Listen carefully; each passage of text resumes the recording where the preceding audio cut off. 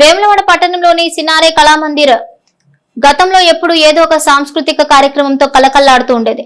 అయితే నేడు అది కళ తప్పిన కళామందిర్ గా మారిందని సీనియర్ కళాకారుడు మారం ప్రవీణ్ కుమార్ పప్పి విలేకరుల సమావేశంలో ఆవేదన వ్యక్తం చేశారు.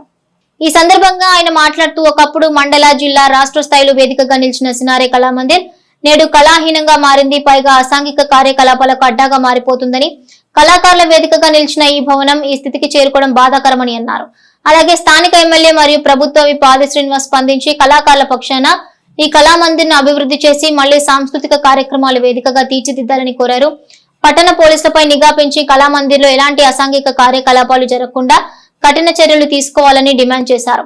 అదేవిధంగా కళామందిర్ పరిసర ప్రాంతాల్లో సీసీ కెమెరాలు ఏర్పాటు చేయాలని విజ్ఞప్తి చేశారు. కళ తప్పినా గతి తప్పినా ఈ కళామందిర్ ను తిరిగి కళాకారుల వేదికగా నిలబెట్టడం కోసం ప్రభుత్వం తక్షణ చర్యలు తీసుకోవాలని కళాకారులు కోరుతున్నారు.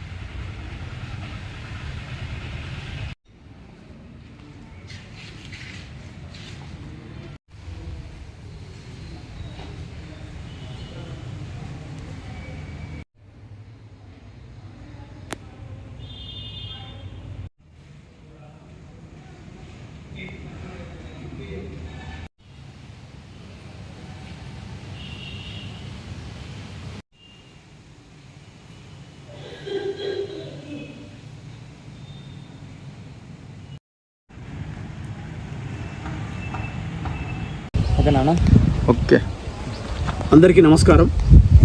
ఈరోజు నేను మీ ముందరికి రావడానికి ప్రముఖమైన కారణం ఏంటంటే, ఈరోజు నాడు కళ తప్పిన కళామందిర్ గురించి మన వెమ్లవాడలో కళ తప్పినటువంటి కళామందిర్ గురించే మీ దగ్గరికి రావడం జరిగింది.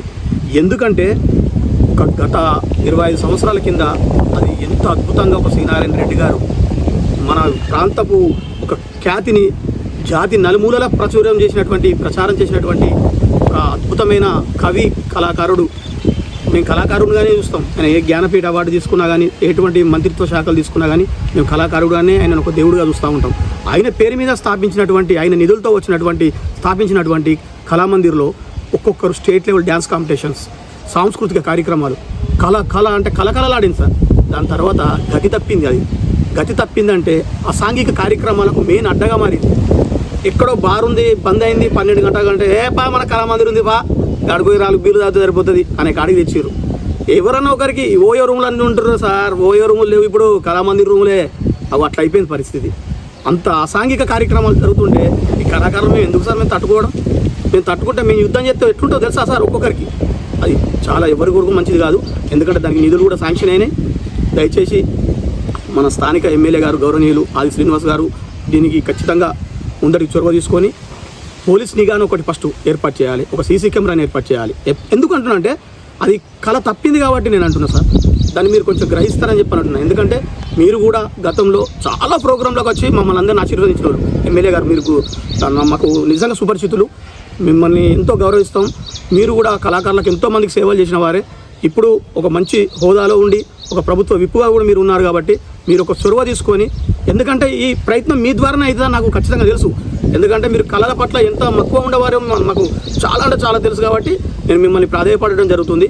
ఆ గతి తప్పిన ఆ కళ తప్పిన కళామందిర్ని మళ్ళీ మీ హయాంలోనే మంచి కళ తీపిసుకొస్తారని చెప్పని అది డిస్మెంటల్ చేసి ఇప్పుడు డిజిటలైజేషన్ వచ్చింది కాబట్టి మాకు అందులో ఒక లోపల సిట్టింగ్తో పాటు ఒక సౌండ్ సిస్టమ్తో పాటు ఒక కెమెరాలు మాకు సంబంధించినటువంటి డిజిటల్కి సంబంధించినట్టు పెడితే మా కళాకారులు ఏమైనా ఈ ఆడియోలు వీడియోలు ఏమైనా చేసుకున్నా కూడా ఈ ప్రదర్శనలో కూడా ఏమైనా రుస్తుం తీసుకున్నా పర్లేదు.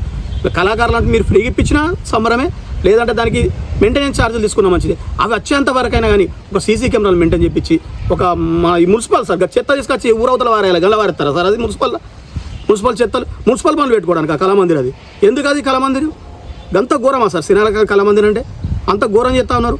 ఆ సినార కళామందిర్ తీసేసి అది మొత్తం కూలగొట్టి మళ్ళీ సినార కళామందిర్ తీసుకొచ్చి ఆ కళామందిర్ ముందరనే ఒక విగ్రహం పెట్టాడు సార్. మీ ఫోటో పెట్టుకొని మీకు ఖచ్చితంగా చెప్తున్న పాలాభిషేకం మా కళాకారులు అందరం మేము చేస్తాం. ఖచ్చితంగా చెప్తున్నా సార్. ఆది శ్రీనివాస్ గారు మీరు ఖచ్చితంగా అన్నయ్య, మీరు చాలా గొప్ప మనసు గల వాళ్ళు, మీరు ఖచ్చితంగా ఈ కార్యక్రమం చేస్తారని అనుకుంటున్నా. అలాగే పోలీసునిగా ఖచ్చితంగా పెట్టిపియాలి. మున్సిపల్ సిబ్బంది కూడా ఒకసారి తరచూ వెళ్ళి ఆ పారిశుద్ధ కార్యక్రమాలు ఏవి ఉంటాయో అవి చూడాలి. ఒక్కసారి కొన్ని విజువల్స్ చూసినా సార్, అది చూసినాక మీరే గ్రహించి ముందరికి వస్తారని చెప్పి ప్రాధాయపడుతూ మరొకసారి సినార కళామందిర్ కళకళలాడాలని చెప్పి ఆశతో భావం వ్యక్తం చేస్తూ సెలవు తీసుకుంటాం.